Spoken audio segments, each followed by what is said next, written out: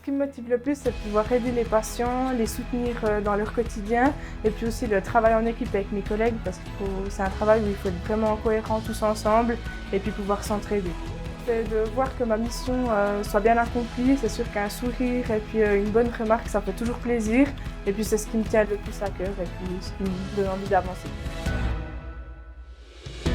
Le plus ce qui me motive au niveau professionnel, je dirais évidemment l'évolution, l'aide aux patients, quand on voit qu'on arrive à améliorer un peu leur qualité de vie. Et au niveau personnel, je dirais le travail diversifié et varié et dynamique. Donc au niveau des thérapies, au niveau des sites physiquement, on est sur 2 sites.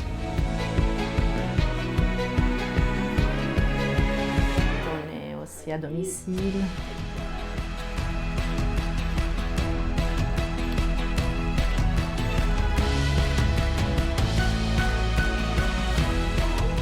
Je dirais que l'approche globale du patient. On est différents types de thérapeutes, de professionnels, donc physiothérapeutes, infirmiers, des psychologues, diététiciens, des animatrices.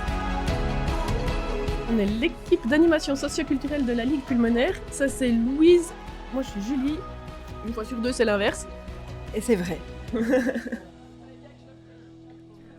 Principalement, on leur propose de se rencontrer, de se retrouver et de passer des moments ensemble. Nous, on se charge d'organiser des activités parce que c'est différent de se retrouver autour d'une activité que juste boire le café. Mais principalement, on permet aux gens d'être ensemble et d'être heureux ensemble. C'est créer des moments où on rit beaucoup, où on est ensemble et où les gens repartent contents.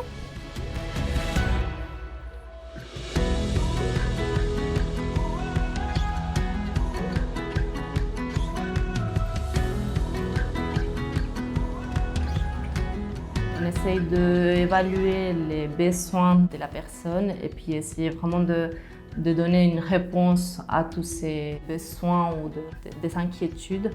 Et puis tout ça dans son contexte aussi social. On n'est pas que des exécuteurs, des thérapeutes. On accompagne la personne dans tout son procès, dans toute sa maladie.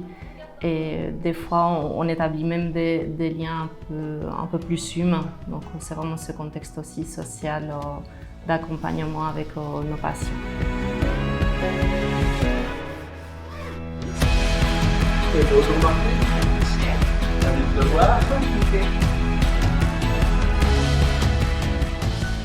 Dans le cadre de cette entreprise, le personnel a un haut niveau de compétences professionnelles.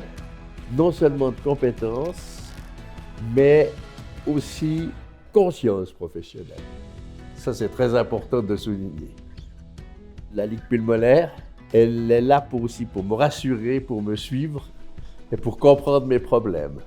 Et là, je remarque qu'ils le font avec beaucoup de dévouement et ça rassure parce qu'il n'est pas évident du tout que cette maladie vient de vous rendre compte que vous avez des problèmes respiratoires et que ces problèmes s'aggravent, par exemple par un temps très froid, d'avoir pu expliquer les problèmes que j'ai, ça rassure et ça aide. Et on a toujours adapté la machine pour la nuit, l'oxygène a été adapté et puis après j'ai même, lorsque je me déplace en voiture, une machine pour prendre avec, ce qui est une sécurité pour moi.